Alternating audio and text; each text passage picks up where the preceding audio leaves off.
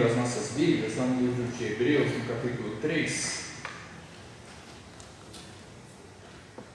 Semana passada começamos uma série de mensagens para falar sobre o tamanho da glória e excelência de Jesus Cristo sobre as nossas vidas e sobre qualquer tipo de pessoa, seja ela em carne humana, seja ela em espírito, qualquer tipo de pessoa que possa existir. Nós estamos vendo qual é o tamanho de Jesus Cristo, que é infinito.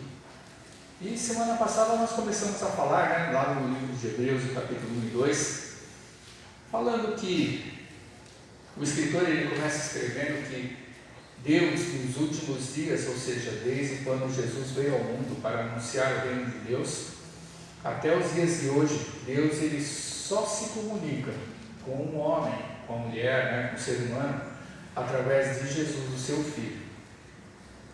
E falamos um pouquinho sobre a questão dos anjos. Mas por que os anjos? O judeu antigamente, ele venerava, até hoje, em dia, o judeu ele venerava muitos anjos. Eles acreditavam demais. Por quê? Porque uma das grandes manifestações de Deus com o humano no Antigo Testamento, com os homens, além dos profetas, ele se manifestava para conversar com o ser humano, com os seus chamados. Muitas vezes ele usava anjos, o anjo do Senhor, por exemplo, quando foi falar com Abraão, ele veio de forma humana, Então, eles acreditavam e acreditam até hoje muito nessa questão de anjo, Eles até acham que existe um anjo da guarda para cada pessoa que existe no mundo. E Jesus ele é muito maior do que qualquer tipo de anjo, porque ele é o Filho, ao qual Deus lhe deu toda a sua glória para a vida dele.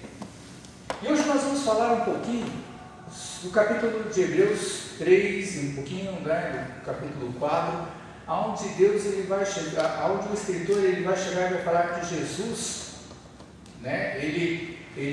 Moisés lá no Antigo Testamento ele foi levantado como um profeta, foi levantado como um homem de Deus para guiar o seu povo. Ele foi chamado de Messias no Antigo Testamento por causa do cativeiro de 430 anos, o povo de Israel que ficou sendo escravo lá do rei do Egito, dos reis do Egito no caso, E aí Moisés ele foi levantado como um grande libertador do seu povo. Ele foi tido como um Messias no passado. Só que Moisés ele era um tipo de Cristo. E nós vamos ver que Jesus ele é muito maior do que Moisés. Mas não em si, todos nós sabemos o quanto Jesus ele é maior do que Moisés. Só que Moisés ele representava algo muito importante de Deus lá no passado. Ele não era simplesmente um profeta com quem Deus falava diretamente, toda hora que Deus ele quisesse se revelar ao homem. Mas Moisés ele representava a lei, ele representava os 10 mandamentos. E o judeu ele acredita nisso até hoje. Só que Jesus ele é muito maior do que a lei, porque ele cumpriu a lei, ele cumpriu tudo aquilo que a lei previa lá no passado. Então nós vamos ver um pouquinho essa ligação que existe entre Jesus e Moisés, essa ligação que existe entre Jesus e a lei. Sabemos que Jesus ele é muito maior, infinitamente maior do que a própria lei, do que o próprio Moisés quando foi levantado por Deus. Mas aí Deus usando o escritor do livro de Hebreus, ele vai trazer algumas advertências para nós, para todos aqueles que são cristãos, acerca de que nós temos que, cuidar. Nós temos que zelar, nós temos que, tratar muito bem a salvação que Deus ele nos deu através de Jesus. E nós vamos ver o porquê disso tudo, nesse livro de Hebreus, capítulo 3. Vamos começar lendo o primeiro versículo. Eu vou pedir para vocês que vocês abaixem de novo, fechem de novo seus olhos. Vamos orar mais um pouco ao Senhor. Pai, graças te damos por todas as coisas, Senhor. Obrigado, Senhor, por nossas vidas, por mais esse dia que o Senhor nos concede, ó Deus da glórias. Ó Senhor, e que nesse momento o Teu Espírito Santo, ó Pai, vem estar falando com cada um de nós, vem estar tratando, Senhor, com nossos corações, abençoando desde já, ó Pai, todos aqueles que colocaram os teus pés aqui na tua casa, Senhor, e pedimos a Ti, Senhor, que o Senhor venha estar revelando, que o Senhor venha estar derramando de sabedoria a cada um de nós, ó Pai, através da leitura da Tua Palavra, através da mensagem, Senhor, que o Senhor tem preparado, Senhor, e que possamos cada vez mais contemplar a Tua glória, através de Cristo Jesus, o nosso Senhor. Amém, Jesus. Então, para começar o primeiro versículo do capítulo 3, eu só vou ler o versículo anterior para a gente poder entender o que ele começa dizendo no capítulo 3. No versículo do último versículo do capítulo 2, ele vai dizer assim: naquilo em que Jesus mesmo sofreu, tendo sido tentado, ele é poderoso para socorrer os que são tentados. Por isso, santos irmãos, que participais da vocação celestial, considerai atentamente o apóstolo e sumo sacerdote da nossa confissão, Jesus, o qual é fiel àquele que o constituiu, como também o era Moisés em toda a casa de Deus. Jesus, todavia, tem sido considerado digno de tanto maior glória do que Moisés, quanto maior honra do que a casa tem aquele que a estabeleceu. Pois toda a casa é estabelecida por alguém, mas aquele que estabeleceu todas as coisas é Deus. E Moisés era fiel em toda a casa de Deus como servo, para testemunho das coisas que haviam de ser anunciadas. Cristo, porém, como filho em sua casa, a qual casa somos nós, se guardarmos firme até o fim a ousadia e a exultação da esperança. Assim, pois, como diz o Espírito Santo, hoje, se ouvirdes a sua voz, não endureçais o vosso coração como foi na provocação, no dia da tentação no deserto, onde os vossos pais me tentaram, pondo-me à prova e viram as minhas obras por 40 anos. Por isso me indignei contra esta geração e disse: estes sempre erram no coração. Eles também não conheceram os meus caminhos, e assim jurei na minha ira: não entrarão no meu descanso. Tende cuidado, irmãos, jamais aconteça haver em qualquer de vós perverso coração de incredulidade que vos afaste do Deus vivo. Pelo contrário, exortai-vos mutuamente cada dia durante o tempo que se chama hoje, a fim de que nenhum de vós seja endurecido pelo engano do pecado. Porque nos temos tornado participantes de Cristo, se de fato guardarmos firme até ao fim a confiança que desde o princípio tivemos. Enquanto se diz: hoje, se ouvirdes a sua voz, não endureçais o vosso coração como foi na provocação. Ora, quais os que, tendo ouvido, se rebelaram? Não foram de fato todos os que saíram do Egito por intermédio de Moisés? E contra quem se indignou por 40 anos? Não foi contra os que pecaram, cujos cadáveres caíram no deserto? E contra quem jurou que não entrariam no seu descanso? Serão contra os que foram desobedientes? Vemos, pois, que não puderam entrar por causa da incredulidade. Irmãos, na semana passada, a pergunta que eu comecei fazendo foi: quem é Jesus para você? E aí, óbvio, né, cada um de nós tem a nossa resposta.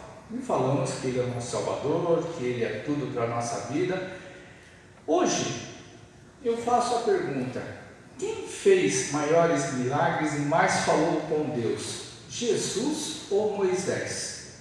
Quando você começa a ler o Antigo Testamento, quando você começa a ver a vida de Moisés, desde o seu chamamento por Deus, até a hora em que ele partiu, até a hora em que ele deixou, né, o corpo, esse tabernáculo terrestre, a gente vai ver que Deus, lá no capítulo 12 de Números, ele vai chegar e vai falar com um povo que não existia ninguém com quem ele falasse boca a boca como ele fala com Moisés.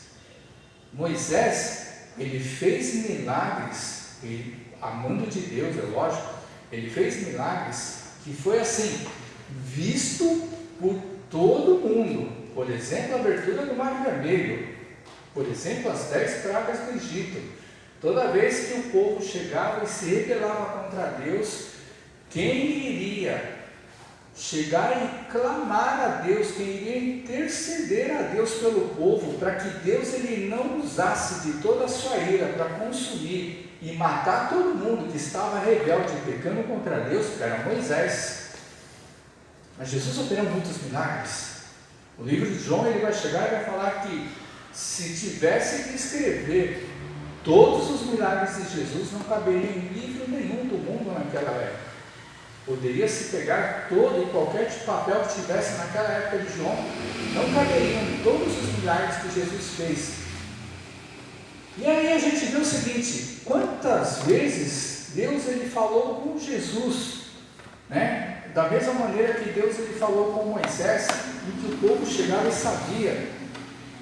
Se nós formos lembrar, uma única vez, quando Jesus ele foi batizado, e uma voz que veio do céu e ecoou, quando Jesus se levantou das águas, onde diz lá: esse é o meu filho amado em quem me comprazo. Mas todas as vezes que Deus ele falava com Jesus, a única pessoa que ouvia era o próprio Jesus. Quando Jesus ele chega, ele vai lá no livro de João, quando João ele vai descrever quem era o Verbo, quem era Jesus Cristo, né? Que Jesus era o próprio Deus em pessoa, em carne humana. Jesus ele vai chegar e vai falar: eu e o Pai somos um.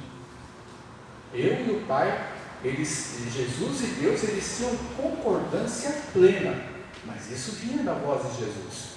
Pelos milagres, por aquilo que aconteceu, pela sua morte, pela sua ressurreição, pela sua ascensão, sabemos que Jesus ele é infinitamente maior que Moisés.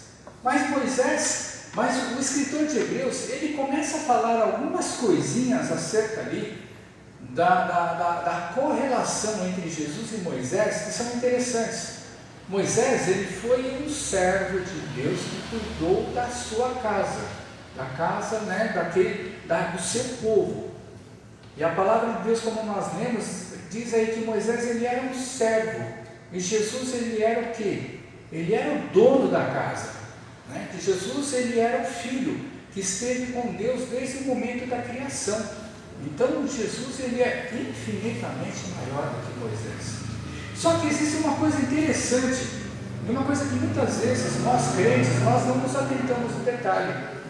Quando a Bíblia ela chega e ela mostra que a história das Escrituras, elas contam e narram, né, a vida, a obra de Jesus Cristo, desde o começo do livro de Gênesis até Apocalipse, algumas coisas que acontecem lá no passado, eles mostram e nos dão uma visão de como pode ser o futuro. Não que as situações que aconteceram, elas estão dizendo alguma coisa do futuro, mas as coisas que envolviam, como nós lemos aí, quando o escritor ele vai chegar e vai falar acerca da provocação, da tentação que o povo de Israel fez com Deus lá no passado, no deserto, fez com que ninguém daqueles homens entrasse na terra prometida.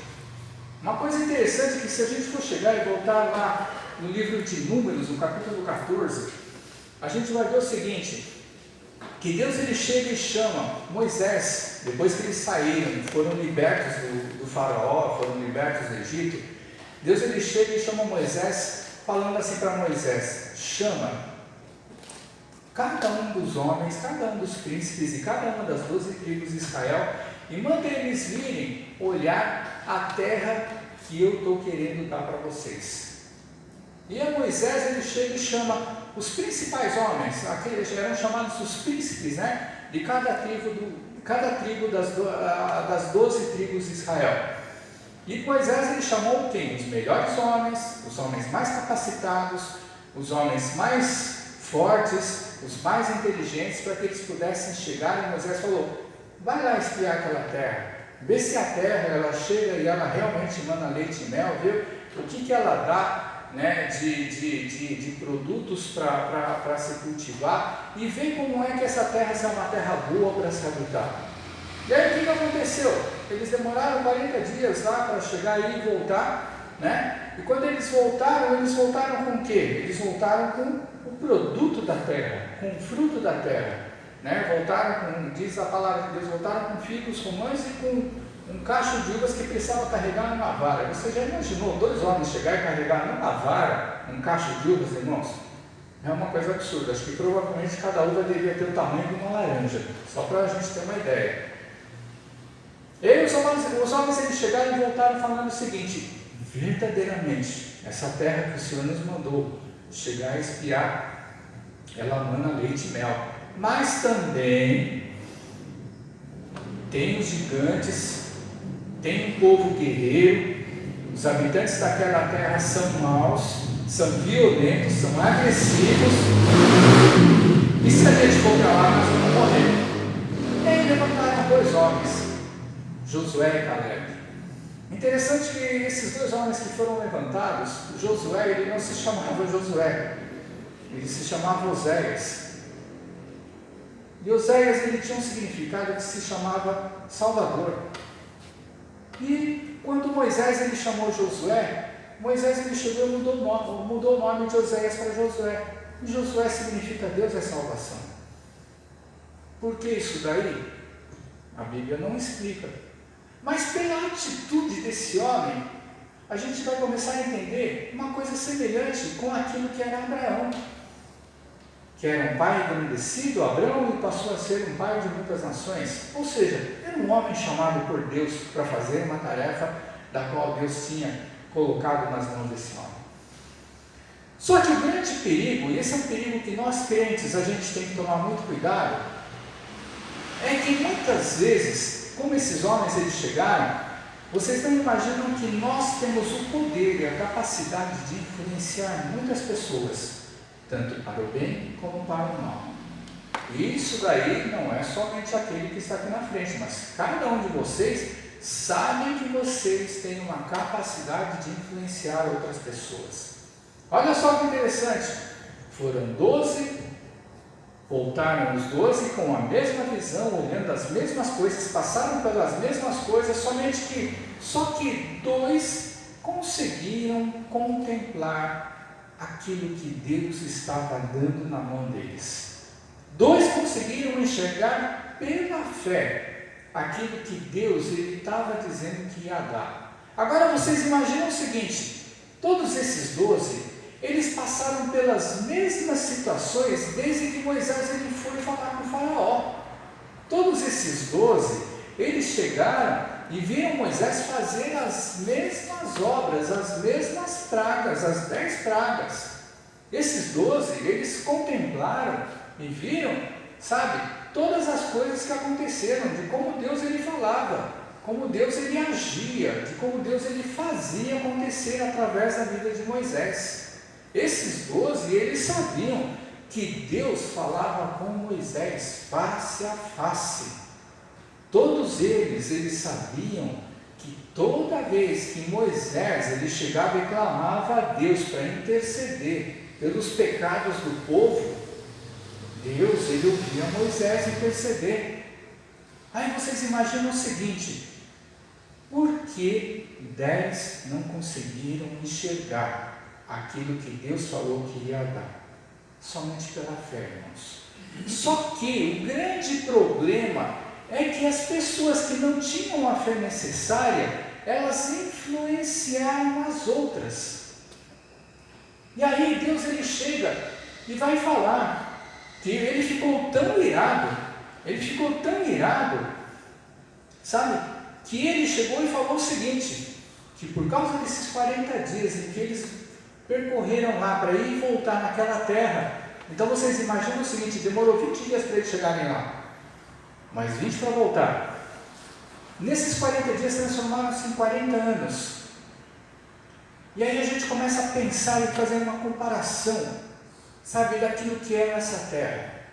Imaginem o seguinte: se as pessoas todas daquelas tribos elas tivessem a mesma visão que Josué e Caleb, eles teriam conseguido visualizar uma coisa que Deus ele estava dando para aquele tempo. Vocês imaginam o seguinte: lembram de Adão? Lembram quando Deus ele criou o jardim, botou o homem lá no jardim e disse que Adão ele iria cuidar do jardim, que ele iria cultivar, mas que ele não teria um fardo do trabalho pesado? E que depois que Adão pecou, o que aconteceu? Que no suor do seu rosto você vai chegar e você vai conquistar o alimento que você precisa. A partir do momento em que eles chegam e eles fazem aquilo que Deus ele mandou e eles trouxeram o produto da terra, sabe, é uma coisa muito semelhante com aquilo que estava lá no jardim. Uma terra que dá, sabe, na sua produção, ela dá frutos, ela dá comida muito mais em abundância, em tamanho, em qualidade, em quantidade para as pessoas para alimento. Significa que os homens eles iriam trabalhar muito menos, eles iriam cuidar do lugar. Imagina que Deus ele chegou. Por que existiam gigantes? Por que existiam guerreiros? Por que existiam habitantes naqueles lugares que metiam medo em qualquer um? Vocês imaginam o seguinte: é só a gente pensar que Deus ele não divide a glória dele com ninguém. Se fosse uma coisa fácil de chegar e entrar naquele lugar para destruir, para se apossar, sabe o que ia acontecer? Aqueles homens, o povo de Israel, quando entrasse, eles iam chegar e falar: foi pela minha força, porque eu sou muito bom, porque eu já fui treinado para isso, porque eu sou uma bênção. A gente é assim. Quando a gente vai fazer alguma coisa na vida da gente, quando a gente vai executar algum tipo de trabalho, quando a gente vai fazer algum tipo de serviço, e a gente faz bem feito, as pessoas elogiam. O que acontece com a gente? A gente fica tão inchado, né? Da glória que as pessoas dão para nós, que a gente se sente o máximo, que a gente se sente um Deus. Isso acontece com a vida da gente. Então Deus ele estava mostrando para aquele povo que é por causa dele, que se eles fossem enfrentar um exército inimigo e vencessem, era porque Deus estava no comando de todas as coisas. Se eles tivessem executado a ordem de Deus, ia acontecer da mesma maneira que os povos, depois que eles entraram, por exemplo, quando Josué ele pegou o encargo de Moisés para chegar e entrar na terra prometida, o que foi que aconteceu quando ele chegou e derrubou a muralha de Jericó? Todo mundo dentro daquela cidade, o rei de Jericó e todos os habitantes daquela cidade, que era extremamente fortificada e era intransponível, ninguém conseguia entrar dentro daquela cidade se não fosse para derrubando a muralha. Todo mundo dentro daquela cidade já tinha ouvido que o Deus dos judeus, que o Deus de Israel, ele tinha destruído o exército de Faraó no Mar Vermelho, que o mar tinha se aberto. Então Deus, quando ele faz uma coisa para ficar marcado para qualquer tipo de pessoa chegar e olhar que quem fez acontecer não foi o homem, mas foi Deus. Só que as pessoas naquela época eles não tiveram esse pensamento. Por quê? Por causa de incredulidade, por causa de dureza de coração, por falta de visão, por falta de fé. E isso daí nos chama muito a atenção, porque vocês imaginam o seguinte: esse texto que nós lemos, ele fala lá com relação à provocação, ele fala com relação à tentação, e não necessariamente ele vai citar essa situação dos 40 anos. Mas Deus, quando ele chegou e falou que nem um homem que tinha mais de 20 anos de idade, ele ia chegar e entrar na terra prometida, e que eles iriam ficar 40 anos vagando no deserto, eles iriam morrer e eles não iriam chegar e entrar e conquistar essa terra. Agora vocês imaginam o seguinte: olhando para nós, sabe, para essa situação, poxa irmãos, 600 mil homens saíram do Egito. Provavelmente no total, como a gente faz umas contas a grosso modo, 2 milhões de pessoas acima dos 20 anos de idade, contando mulheres, ou que seja, uma mulher para cada homem, 1.200.000 pessoas. Lá naquela época lá, vocês imaginam que entraram 2 no descanso, entraram 2 na terra que Deus prometeu que iria dar. É muito pequena essa grande parcela. É muito pequena a quantidade. E aí a gente começa a olhar o seguinte: a gente começa a olhar para a nação cristã que existe nos dias de hoje. Hoje todo mundo se declara crente. Hoje todo mundo fala que acredita em Jesus Cristo. Hoje todo mundo chega e se converte a Cristo e se batiza dentro das igrejas. Não importa se a denominação é isso ou aquilo, não, mas as denominações professam a mesma fé. E está cheio de gente que a gente conhece por aí, na mídia, na política, na sociedade, um monte de gente que a gente ouve falar por aí, que chegou, aceitou, conheceu Jesus, aceitou Jesus, se batizou e é salvo. Salvo do quê? Esse é o grande problema e essa é a grande questão. E aí o escritor, ele começa a chegar e, como nós lemos aí, ele vai falar o seguinte, no primeiro versículo do capítulo 3, ele vai falar: Jesus é o apóstolo e sumo sacerdote da nossa confissão. Quem é apóstolo? O significado da palavra apóstolo é enviado. Quem é o sumo sacerdote? É o mais alto grau dentro do sacerdócio que existe, levítico lá na época. Então, ou seja, Jesus, ele está acima de todos, acima de qualquer tipo de coisa, e ele é um homem enviado para quê? Para a salvação das nossas almas. É aquele que nós confessamos. Ele é o apóstolo e sumo sacerdote da nossa confissão. O escritor de Hebreus, ele começa falando o seguinte nesse capítulo 3, que nós os santos, ou seja, nós que cremos em Jesus, nós que fazemos parte da igreja, nós que somos salvos, e ele começa a fazer uma exortação: hoje, se ouvirdes a sua voz, não endureça o seu coração. Ele vai falar essa palavra hoje, no meio de uma sentença, no meio de uma frase, sabe, com uma inicial maiúscula, ou seja, não hoje como um dia pequeno, mas hoje como um dia grande. E quando ele, no meio de uma frase, é colocado hoje com um H maiúsculo, ele está querendo mostrar para a gente que ele está jogando lá na frente esse hoje. Para que Jesus ele veio nas nossas vidas? Para ele nos dar uma salvação e uma vida eterna. Só que o fato de eu aceitar Jesus Cristo, hoje, na minha vida, você, na sua vida, se nós tivermos fé, nós temos garantida a nossa passagem para a eternidade. Só que aí o escritor, ele começa a fazer uma comparação com aquilo que aconteceu lá naquela época. Porque Deus, ele libertou o povo que estava escravo no Egito para chegar e mandar para uma terra prometida.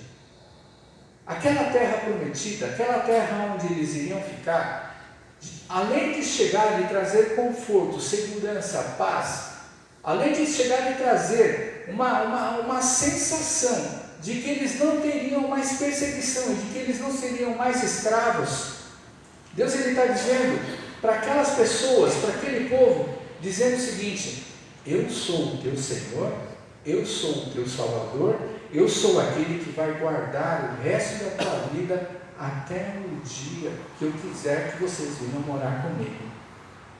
Não se esqueçam que aquele povo, eles tinham como quem? Como pai quem? Como patriarca quem? Abraão, que foi chamado por Deus para constituir uma nova nação.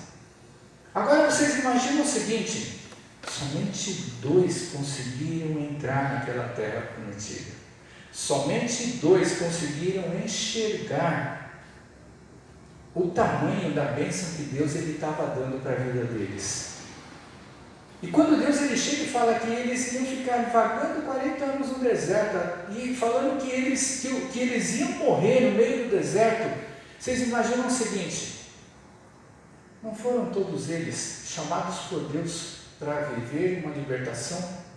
Não foram todos eles que foram lá no dia, naquela noite, onde Deus, através de Moisés, chegou e falou para aqueles homens: sacrifiquem um cordeiro, passem o sangue em volta lá na porta de vocês, comam esse cordeiro apressadamente, esperem para ver o que eu vou fazer. Eu vou chegar e vou matar todos os primogênitos da terra do Egito, para fazer com que vocês, no dia seguinte, vocês sejam libertos daqui. Não foram expulsos, eles foram libertos. e que eles ainda iriam ser carregados de um monte de joias, um monte de coisas preciosas, um monte de benfeitorias, sabe? Como se fosse um pagamento por aquele tempo que eles ficaram escravos lá do povo de Israel naquela época. Aí vocês imaginam o seguinte, 40 anos não era tempo suficiente para eles se arrependerem? 40 anos não era tempo suficiente para eles chegarem e continuarem e virem, olhando Deus operar naquele povo através de Moisés, aonde Deus estava ensinando, exortando e avisando para eles que se eles se desviassem na face dele, eles não conseguiriam enxergar a glória de Deus? Agora imagina nós crentes. Imagina nós crentes, aonde o escritor, ele começa a trazer uma série de avisos, uma série de exortações, uma série de mensagens dizendo para a gente, cuidado, não negligencie, sabe, não jogue fora aquilo que Deus está dando para a sua vida. Olhem só, vamos acompanhar aqui. Versículo 8, ele vai falar o seguinte: não endureçais o vosso coração como foi no dia da provocação, no dia da tentação no deserto, onde seus pais me tentaram pondo-me à prova e viram as minhas obras por 40 anos. Por isso me indignei contra essa geração e disse: estes sempre erram no coração, eles também não conheceram os meus caminhos. Assim jurei na minha ira, não entrarão no meu descanso. Tende cuidado, irmãos, versículo 12: jamais aconteça haver em qualquer de vós perverso coração de incredulidade que vos afaste do Deus vivo. Pelo contrário, exortai-vos mutuamente cada dia durante o tempo em que se chama hoje. Esse hoje ele está dizendo e mostrando a eternidade, a fim de que nenhum de vós seja endurecido do engano do pecado. Olha só como o escritor ele chega e ele vai falar acerca da nossa salvação, usando essa situação daquilo que aconteceu lá no tempo dos 40 anos do deserto. Aqui o escritor ele está citando, sabe, uma das coisas que aconteceram durante esses 40 anos, quando Deus ele chega e fala na tentação, na provocação, sabe, foi quando o povo de Israel ele chegou e reclamou de Moisés por água. Deus ele deu água para o pessoal, Deus ele deu água para o povo, mas o problema é que Deus ele estava olhando para dentro do coração daqueles homens. Eles não tinham direito a ter água para Deus ele servir? Sim. O problema é que eles chegaram e eles começaram a provocar, por isso que fala provocação e tentação.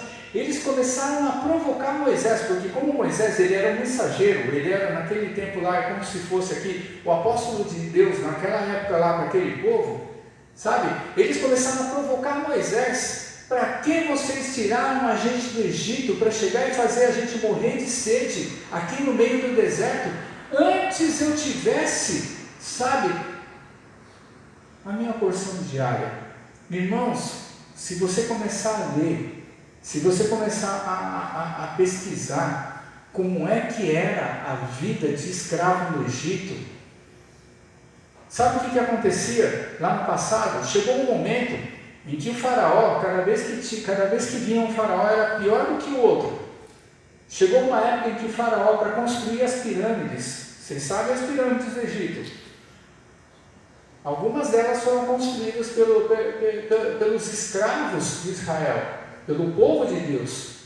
E aí vocês sabem que aquelas pirâmides lá, elas foram erguidas a custo de muita chicotada e muito pouca comida.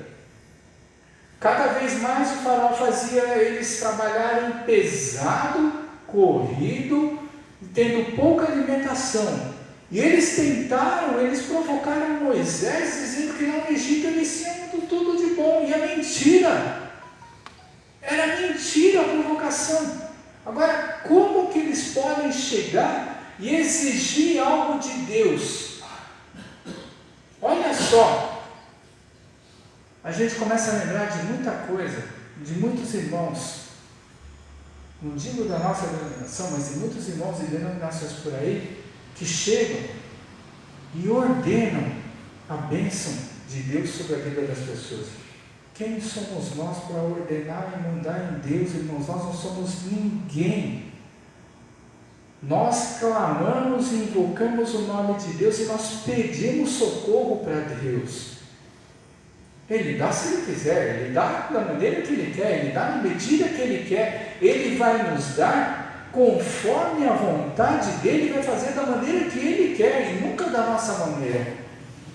Então essa tentação, essa provocação que o escritor ele vai citar, que aconteceu há uns 40 anos lá no deserto, ele está chegando e trazendo para a vida da gente nos dias de hoje, ou seja, naquele tempo lá, para os crentes daquela época lá, para que eles comecem a olhar o seguinte: o fato de nós fazermos a nossa confissão e declararmos Jesus como nosso Senhor, mas sem nós vivermos uma vida de santidade, sem nós vivermos uma vida de piedade, sem nós vivermos uma vida, sabe, de serviço a Deus, uma vida de comunhão com Cristo, isso não significa que nós declaramos realmente, com fé, de coração, e somente Deus é que sabe, irmãos. Porque quando nós falamos e declaramos uma coisa, todos os irmãos eles são testemunha, mas quando o nosso coração ele vai declarar, somente Deus ele conhece, somente Deus ele enxerga o coração de cada irmão. Agora vocês imaginam o seguinte,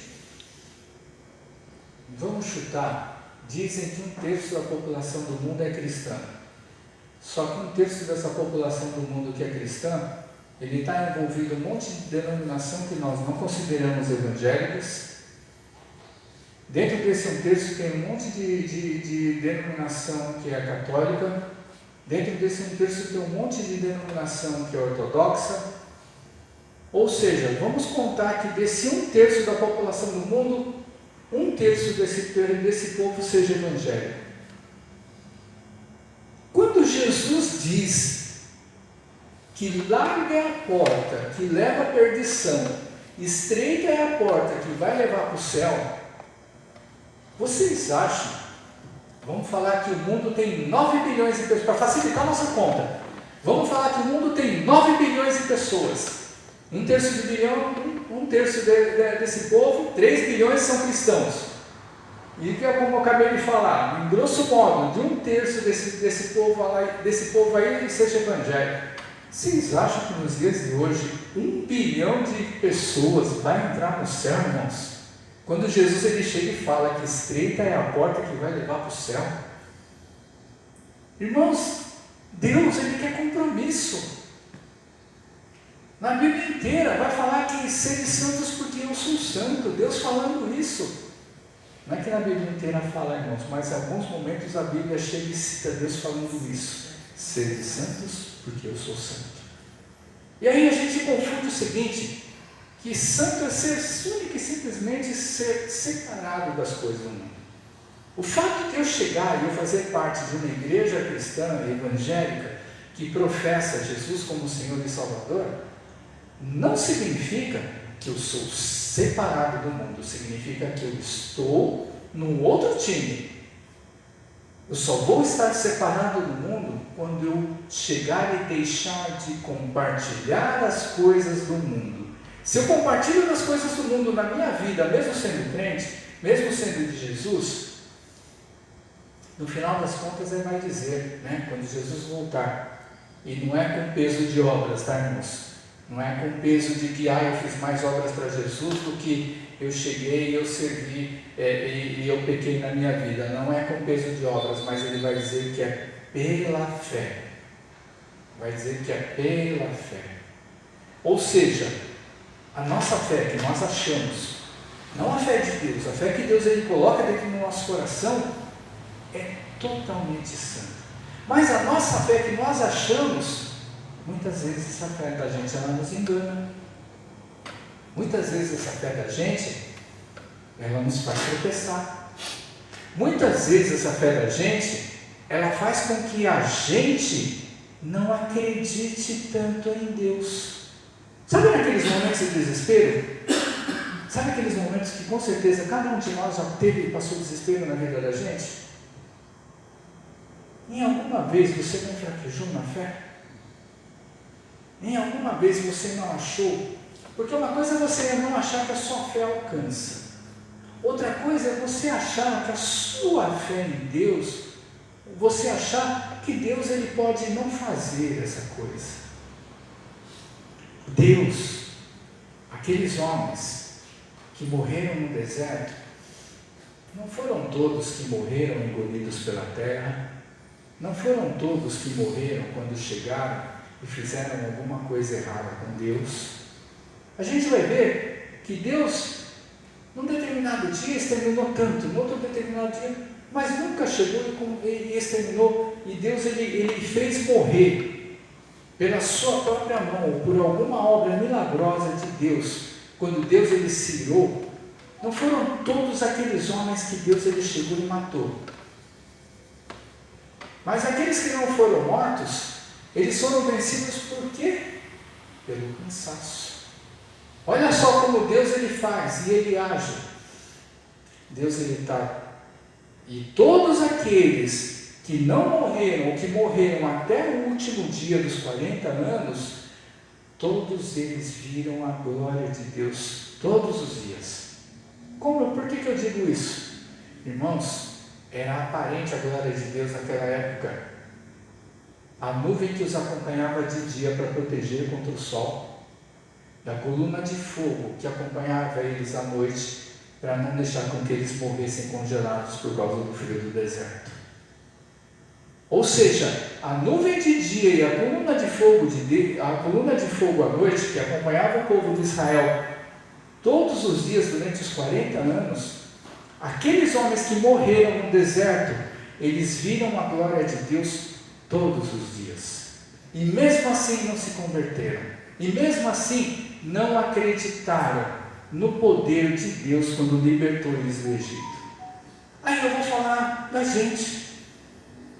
Quantos da gente que fala assim, no mundo cristão, esse 1 bilhão de pessoas que eu estou falando, vocês acham que esse 1 bilhão de pessoas evangélicas no mundo tem a fé verdadeira de Deus no coração?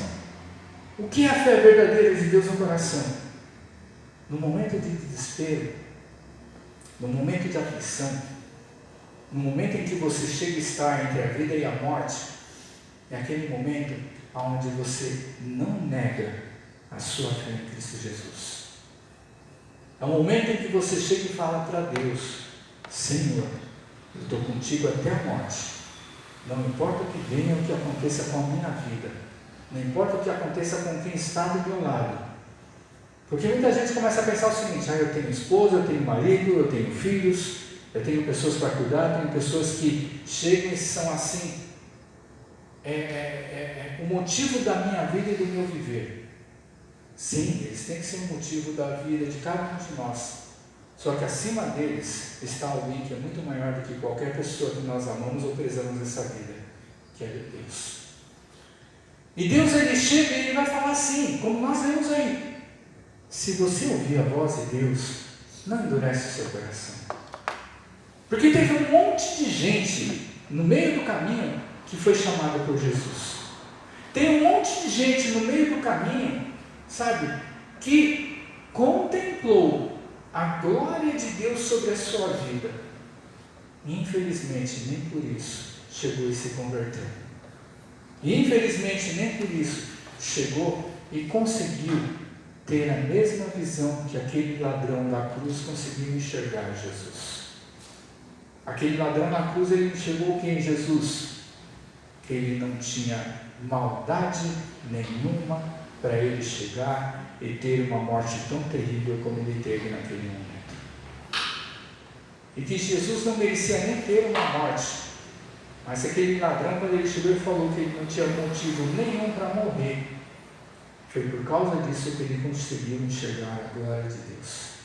Ou seja, nós temos uma missão de chegar e pregar e anunciar e falar para todo mundo, para os da nossa casa, para os nossos vizinhos, para os nossos colegas, para os nossos companheiros de trabalho, de profissão, não importa quem quer que seja, temos essa missão. Mas o fato de nós queremos não significa que todos vão ser salvos. E que também tem um monte de gente que diz que fala que é de Jesus, e não vou nem falar que leva uma vida torta, não é essa a questão. Mas que as atitudes das pessoas no dia a dia não se compara com nada daquilo que ela professou um dia na sua fé. Ou seja, quem é que nos santifica? Quem é que nos purifica? É Jesus. Se eu não mudo, se eu não me esforço em mudar, se eu simplesmente eu fico pregando, se eu simplesmente eu fico falando de Jesus, isso não quer dizer nada, porque todos nós temos essa obrigação a partir do momento em que Jesus ele chegou e mandou os seus discípulos pelo mundo. Agora, irmãos, não tem um ditado que diz que, como é que fala? Uma atitude vale mais do que 1000 palavras? Só que tem um monte de crente falando 1000 palavras de evangelização e não tem uma atitude que mostra que ele é diferente. O escritor de Hebreus ele fala exatamente isso. Quando ele fala, hoje se você ouvir a voz de Deus, não endureça o seu coração. O não endurecer o seu coração, não endurecer o nosso coração, a gente pensa o seguinte, mas eu só sou de Jesus. Só que ele vai falar no último versículo desse capítulo 3, sem adentrar no capítulo 4, porque ele vai chegar e ele vai falar acerca do descanso de Deus, mas ele vai falar assim, aqueles homens que foram desobedientes, ou seja, não puderam entrar na terra prometida, aqueles homens não puderam entrar na terra prometida por causa da incredulidade. Olha só que coisa interessante. Deus ele falou assim, nenhum desses com mais de 20 anos, com exceção de 2, Josué e Caleb, vão chegar e entrar na terra que eu prometi dar para vocês. Só que aí, nós vemos o escritor ele falar uma outra coisa, que no final tem o mesmo resultado, tá, irmãos? Nenhum daqueles homens, eles entraram por causa da dureza do coração. Você nunca ouviu falar de um irmão seu, irmão que eu falo irmão de fé, que é duro de coração? Quantas vezes nós não ouvimos falar, não é? Não preciso nem falar dos nossos irmãos, vamos falar de nós mesmos. Quantas vezes cada um de nós não foi duro de coração? Se lembre quando você foi duro de coração uma vez, o que foi que aconteceu? Não foi mais difícil retomar a sua caminhada? Não foi mais difícil você chegar e voltar na sua fé? Não foi mais difícil você voltar no seu amor para Jesus? Então é isso que a palavra de Deus está querendo dizer. Se você ouviu um dia a voz de Deus, e a voz de Deus não é simplesmente aquela que Deus ele fala diretamente com você, mas a voz de Deus ela é aquela que quando a gente chega e no mínimo a gente pega a palavra de Deus para a gente ler ou ouvir essa palavra. Sabe por quê? Quando diz assim, hoje se ouvirdes a voz de Deus, isso daí o judeu, ele leva muito lá no passado. Quando ele chega, quando o homem de Deus, o profeta, o mensageiro de Deus, ele chega e fala assim, ouve, ó Israel. Quando o profeta de Deus, lá no passado, ele falava assim, ouve, ó Israel, é Deus falando assim, povo, presta atenção no que eu estou falando. É isso daí.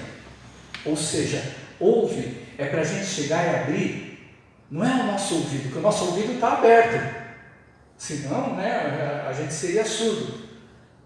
Ouve é você chegar e você abrir o ouvido do seu coração. Abre o ouvido do seu coração Porque, no mínimo, quando a gente chega e a gente fala a palavra de Deus, aquilo que nós lemos, seja na abertura do culto, seja no momento da mensagem, onde a gente chega e pega a palavra, para a gente chegar e falar aquilo que está escrito, irmãos, isso daí é o próprio Senhor falando. Mesmo que o contexto daquilo que a gente vai ler não seja o contexto daquilo que a gente está vivendo, ou o contexto daquilo que a gente quer ouvir, mas é a palavra de Deus. Você pode ter certeza de uma coisa: quando Deus ele chega e fala, não endureça o seu coração, ele fala para a gente chegar e prestar atenção, não com a nossa cabeça, mas para prestar atenção com o nosso coração, para aquilo que Deus ele quer fazer na vida de cada um de nós. E tudo aquilo que Deus ele quer fazer na vida de cada um de nós é para o nosso bem. Tudo aquilo que Deus ele quer fazer na vida de nós é para que as outras pessoas aí fora com quem nós convivemos, as pessoas elas conseguem enxergar que nós somos diferentes e queremos fazer a diferença no meio das outras pessoas lá. O mundo não está mudado, não vai mudar nunca, mas no nosso meio, cada um de nós temos que ser diferentes e fazer o possível para que o nosso meio ele seja diferente para a honra e glória do nome do Senhor. Porque se as pessoas começarem a enxergar e começarem a falar, aquele ali ou aquela ali é diferente, tem alguma coisa de especial. Alguns nunca falaram, você nunca ouviu alguém chegar e falar para você que você tem um brilho diferente, um brilho especial? Irmãos, quando alguém fala isso é uma maravilha. Não que você chegue e você fala, é porque eu sou bom mesmo. É porque você começa a enxergar e você pensa assim, nossa, se a pessoa, alguém que chegou e conviu que eu sou diferente, é porque Jesus ele está me dizendo que eu estou no caminho certo. E é isso que nós temos que fazer, irmãos. Porque quanto mais a gente agradar a Deus, quanto mais a gente agradar a Jesus, quanto mais a gente servir com honra, sabe o que é servir com honra?